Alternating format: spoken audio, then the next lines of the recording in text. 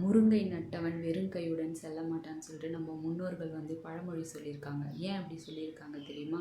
நம்ம வந்து முருங்கை மரத்தை நட்டு அதோடைய பூ, இலை, காய் எல்லாத்தையும் நம்ம சாப்பிட்டோம் அப்படின்னா, நம்ம டாக்டர்கிட்ட போய் தேவையில்லாமல் மாத்திரை மருந்துகளை கையில் சுமக்க வேண்டியது இல்லை அப்படின்றது தான் அந்த பழமொழியோட அர்த்தம். இந்த முருங்கைக்கீரையில் வந்து கால்சியம், இரும்புச்சத்து, விட்டமின் பி இருக்குது. இது நம்ம சாப்பிட்றதுனால நம்மளுக்கு தேவையில்லாமல் கொலஸ்ட்ராலை வந்து குறைக்குது, எலும்புகளை வந்து பார்த்திங்கன்னா பலப்படுத்துது. அது மட்டும் இல்லாமல் இதயத்தை வந்து ஆரோக்கியமாக வச்சுக்கிறதுக்கு பயன்படுது.